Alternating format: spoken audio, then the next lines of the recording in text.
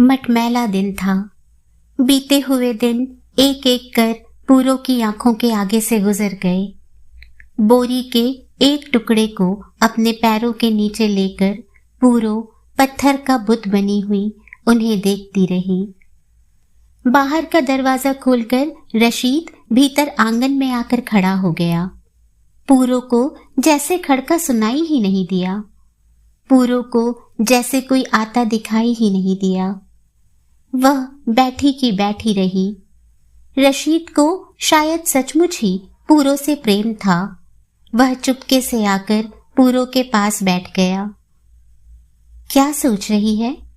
रशीद ने अपनी एक बांह पूरो के बदन से सटा दी। पूरो आज बेहद उदास थी। वह न हिल सकी न बोल सकी। रशीद उसे दुलारता रहा। फिर बहुत देर बाद पूरो ने कहा, आज मुझे ऐसा लगता है जैसे कोई मेरे भीतर मेरी अंतड़ियों को नोच रहा हो। रशीद हंसता रहा और पूरो के मन को ढाढ़सा बंधाता रहा। फिर रशीद ने चूल्हे में बुझी हुई आग को सुलगाया और पूरो को पास बैठाकर आप एक पतीले में बटेर भूनने लगा। न तो कहीं आती जाती है न किसी से मिलती जुलती है।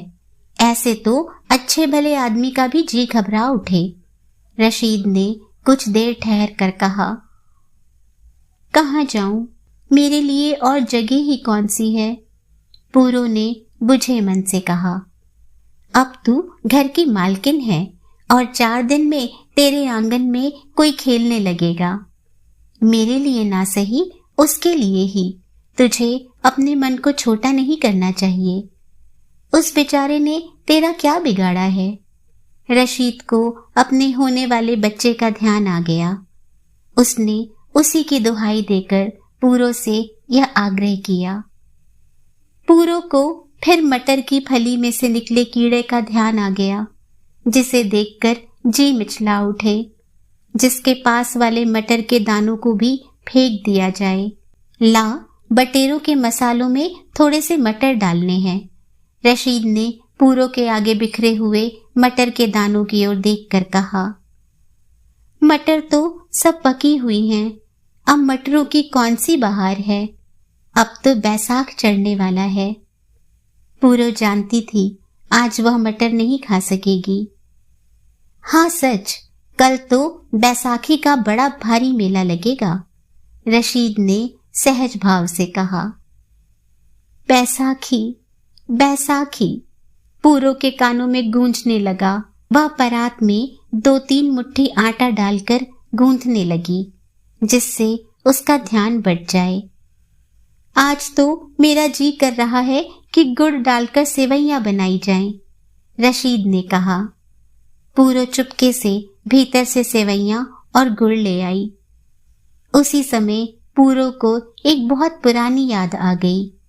एक दिन पूरो की माँ बैठकर सूजी की सेवैयां तोड़ रही थी कि पूरो ने कहा, माँ री माँ, मेरी तो मशीन की तोड़ी हुई सेवैयां खाने को जी करता है। इस पर माँ ने तुरंत कहा था, हट, वह तो मुसलमान खाते हैं। यह बात याद आते ही पहले तो पूरो की आंखों में आंसू भर आए, फिर वह हंस पड़ी। रशीद ने हंसी का कारण पूछा। पूरो ने वह बात सुना दी। सुनाते सुनाते वह फिर रो पड़ी। रशीद लज्जित सा बैठा हंसता रहा। दूसरे दिन सवेरे जब पूरो सोकर उठी, गांव में बैसाखी के ढोल बज रहे थे। पहले तो पूरो घर के कामकाज में लगी रही, फिर वह छत पर चढ़कर दूर गांव में लगा हुआ बैसाखी का मेला देखने लगी। दूर खड़ी पूरो को लोगों का एक विशाल समूह दिख रहा था। लंबे तड़ंगे जाट कमर में कोरे तहमत बांधे हुए, हाथों में तेल से चमकाई हुई लाठियां लिए, मन में उत्साह और उल्लास भरे इधर से उधर आ जा रहे थे। बहुत से घोड़ियों पर थे, पीछे अपनी स्त्रियों को बैठाए, आगे 1-2 बाल बच्चे को भी लिए। बहुत से थे जो बच्चों की उंगली पकड़े स्त्रियों को अपने पीछे लिए घूम रहे थे। कई बलिष्ठ अपने यौवन और बल के मद में चूर छाती निकाले चल रहे थे। कुछ गाते जाते थे, कुछ बातें करते जाते थे। दूर पूरे मैदान में कुश्तियां हो रही होंगी, जलेबियों के थाल लगे हुए होंगे, गर्म पकौड़ियों की महक दूर तक हवा में फैली हुई होगी। गुड़ के शक्कर पारे, मैदे की मठरियां और मिठाइयों के ढेर लोहे के चौड़े थालों में सजे हुए होंगे। पूरो के मन में एक विचार आया। उसकी माँ ने 3 लड़कियों के बाद इस बार पुत्र को जन्म दिया था और यह उसकी पहली बैसाखी थी। पूरो खड़ी थी, छत पर बैठ गई। कौन जाने इस समय उसकी माँ ने उसके छोटे भाई को पानी चखाया होगा। पास बहती हुई किसी नदी का पानी लेकर गुलाब के फूल को उस पानी में भिगोकर उसके भाई के नन्हे गुलाबी होठों से लगाया होगा। फिर उसकी माँ को बधाइयाँ मिली होंगी और कौन जाने इस समय उसकी माँ को अपनी पेट की जाई पूरो की याद आ गई होगी। पूरो की आंखों में आंसू भी आ आकर थक चुके थे। वह दोनों हाथों में सिर को पकड़े बैठी रही। युवा जाट लड़कों की एक टोली कानों में फूल अड़ाए हंसती गाती परे से गुजर रही थी। उनमें से कोई बोली गा रहा था। बैठी दातन कर दी चिट्टियां दंदा दी मारी, खूते बैठी दातन कर चिट्टियां दंदा दी मारी, नी आप तेनू ले जाणगे जिन्हां नू लगे प्यारी, नी आप तेनू ले जाणगे जिन्हां नू लगे प्यारी। काश कोई प्यारी लगने वालियों के हाल तो देखे। पूरो के मुंह से धीरे से निकल गया। फिर पूरो के मन में आया वह रशीद को ही प्यारी लगी।